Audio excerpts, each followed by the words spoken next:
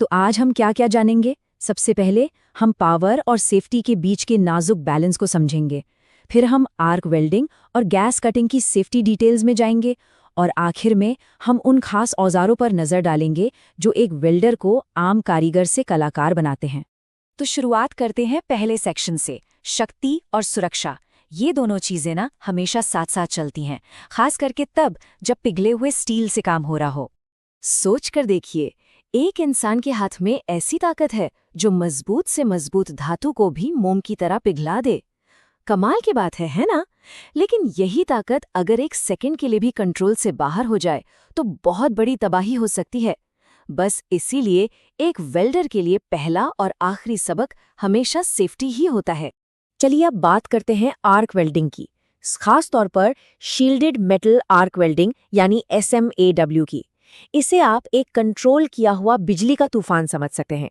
ये बहुत ही ज्यादा पावरफुल होता है और जाहिर है जहां इतनी पावर होगी वहां खतरे भी होंगे। तो इसके मुख्य खतरे क्या हैं? देखिए, 4 बड़े खतरे हैं। पहला, आग से निकलती खतरनाक किरणें जो आंखों को हमेशा के लिए खराब कर सकती हैं। दूसरा, जहरीला धुआं जो सीधा फेफड़ों में जाता है। और फिर जलने का खतरा और इलेक्ट्रिक शॉक का डर, ये तो जानलेवा भी साबित हो सकते हैं। तो इन खतरों से बचा कैसे जाए? उसके लिए है ये सुरक्षा के कदम। हमेशा प्रोटेक्टिव कपड़े पहनने हैं, सही शील्डिंग ग्लास का इस्तेमाल करना है, न सिर्फ खुद को बल्कि आसपास के लोगों को भी बचाना है। और सबसे जरूरी, अपने काम करने की जगह को एकदम साफ सुथरा रखना है। ओके, बिजली से आगे बढ़ते हैं और अब आते हैं आग पर, यानी कि गैस कटिंग। इसमें ऑक्सी एसिटिलीन प्रोसेस का इस्तेमाल होता है, जहां आग की लपटें मेटल को मक्खन की तरह काट देती हैं। यहाँ खतरे अलग हैं तो नियम भी अलग होंगे। गैस कटिंग में सेफ्टी को 3 हिस्सों में बांट सकते हैं। पहला है उपकरण सुरक्षा, यानी आपके औजार, सिलेंडर ठीक से रखे हैं, पाइप कहीं से लीक तो नहीं हो रहे। दूसरा, ऑपरेटर की व्यक्तिगत सुरक्षा, मतलब जो इंसान काम कर रहा है उसकी सुरक्षा, सही कपड़े, चश्मे, ग्लव्स सब पहना है या नहीं। और तीसरा, ऑपरेशन के दौरान सुरक्षा, मतलब आसपास का माहौल सुरक्षित है या नहीं।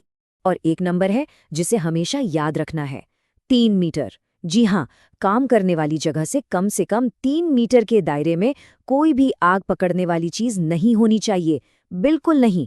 ये एक छोटा सा नियम है पर किसी की जान बचा सकता है। ठीक है, तो सेफ्टी तो हो गई फाउंडेशन। अब बात करते हैं उस फाउंडेशन पर बनने वाली इमारत की, यानी कि परिशुद्धता की। देखिए, एक अच्छा वेल्ड सिर्फ मजबूत नहीं होता, वो एक आर्ट पीस की तरह एकदम सटीक होता है। और ये सब कुछ शुरू होता है सही माप और मार्किंग से। सबसे पहला और सबसे बेसिक टूल है स्टील रूल। देखने में बहुत सिंपल लगता है, पर ये हर वेल्डर का सबसे अच्छा दोस्त है। यहीं से परिशुद्धता यानी प्रिसिजन की शुरुआत होती है, वो पहली सीधी लकीर जहां से पूरा काम शुरू होता है। अब आते हैं कैलिपर पर। ये एक अप्रत्यक्ष मापक यंत्र है। इसका काम एक मैसेंजर जैसा है। ये स्टील रूल से मेजरमेंट को लेता है और बिना किसी गलती के उसे जॉब यानी वर्क पीस पर ट्रांसफर कर देता है। तो ये सीधे मापता नहीं, बल्कि मेजरमेंट को ट्रांसफर करता है। कैलिपर जॉइंट्स भी 2 तरह के होते हैं। एक होता है फर्म जॉइंट, जिसे सेट करने के लिए हल्की सी चोट देनी पड़ती है, और दूसरा होता है स्प्रिंग जॉइंट, जो एक एडजस्टेबल नट से काफी तेजी से सेट हो जाता है। दोनों का मकसद एक ही है, बिल्कुल सटीक काम। तो मेजरमेंट तो हो गया, अब उस मेजरमेंट को पक्का करने का टाइम है।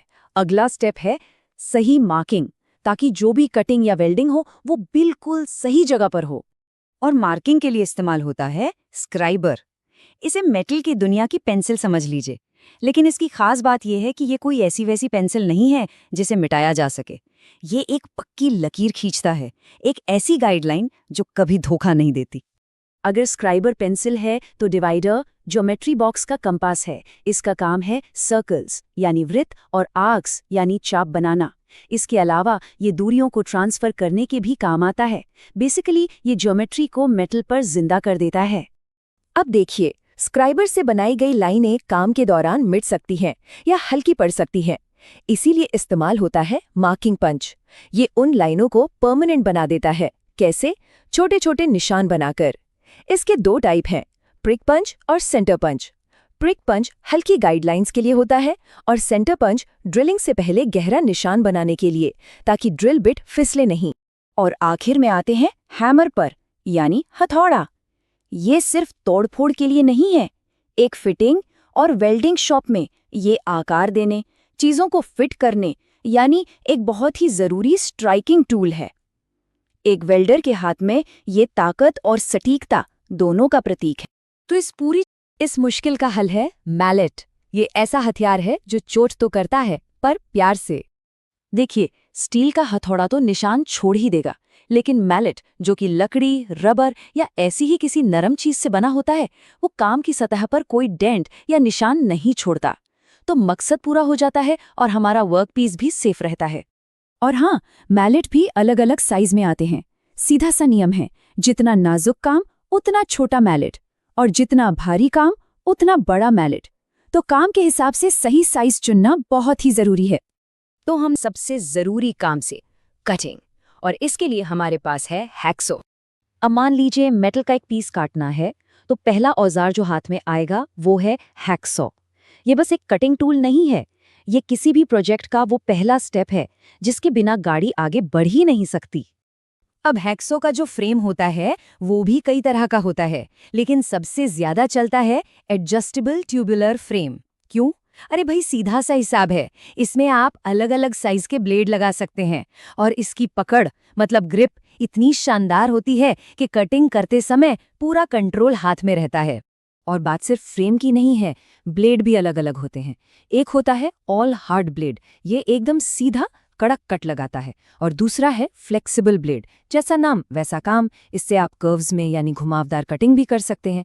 तो मतलब साफ है, जैसा काम वैसा ब्लेड चुनना पड़ेगा। ब्लेड के दांतों के बीच में जो गैप होता है ना, उसे पिच कहते हैं, और ये पिच बहुत काम की चीज है। अगर आपको फटाफट मोटा मोटा मटेरियल काटना है तो कोर्स पिच वाला ब्लेड उठाइए, और अगर एकदम बारीक फिनिशिंग वाला कट चाहिए तो फाइन पिच काम आएगा। ठीक है, कटिंग तो हो गई, लेकिन क्या काम यहीं खत्म? बिल्कुल नहीं। काटने के बाद जो किनारे होते हैं वो एकदम खुरदुरे होते हैं। तो सवाल ये है कि उन्हें चिकना और परफेक्ट कैसे बनाया जाए, और इसका जवाब है रेती। जी हाँ, ये वो औजार है जो हमारे काम को फिनिशिंग टच देता है। जैसा मैंने कहा, हैक्सो अपना काम करके चला जाता है, लेकिन पीछे छोड़ जाता है खुरदुरे किनारे। इन किनारों को एकदम स्मूथ और सटीक बनाने का काम यही रेती करती है। सही मायनों में कहें तो काम में जो एक प्रोफेशनल टच आता है ना, वो इसी से आता है।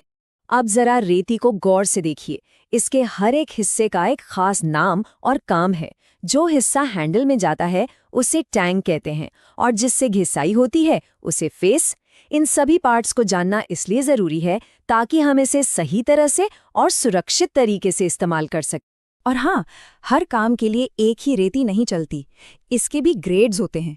अगर आपको बहुत सारा मटेरियल फटाफट हटाना है तो आप रफ ग्रेड यूज करेंगे, और अगर मान लीजिए एकदम शीशे जैसी चिकनी फिनिश चाहिए तो फिर डेड स्मूथ ग्रेड की जरूरत पड़ेगी। अच्छी कारीगरी की असली पहचान यही है, सही काम के लिए सही ग्रेड का चुनाव। चलिए, सतह तो चिकनी हो गई, पर एक बहुत बड़ा सवाल अभी बाकी है। हम ये कैसे पक्का करें कि जो कोने हमने बनाए हैं वो एकदम परफेक्ट 90 डिग्री पर हैं? इसके लिए आता है हमारा अगला टूल, गुनिया, जिसे ट्राई स्क्वायर भी कहते हैं। ये है सटीकता का दूसरा नाम।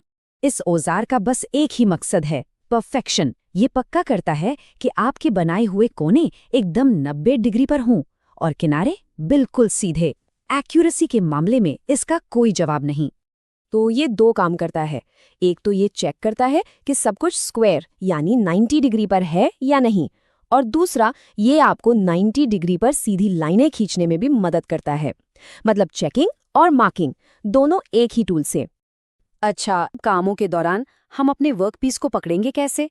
मजबूती से, सुरक्षित तरीके से कैसे?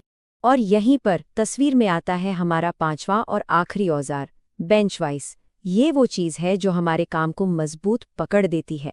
कभी कभी काम करते हुए लगता है ना कि काश 2 हाथ और होते। बस बेंच वाइज वही एक्स्ट्रा हाथ है। ये आपके वर्कपीस को इतनी ताकत से जकड़ लेता है कि आप अपने दोनों हाथों से उस पर कोई भी काम आराम से कर सकते हैं। अब चाहे आपको फाइलिंग करनी हो, कटिंग करनी हो या थ्रेडिंग, बिना मजबूत पकड़ के कुछ भी मुमकिन नहीं है। बेंच वाइज आपको वो स्थिरता, वो स्टेबिलिटी देता है जिससे आपका काम न सिर्फ सटीक होता है बल्कि सुरक्षित भी रहता है।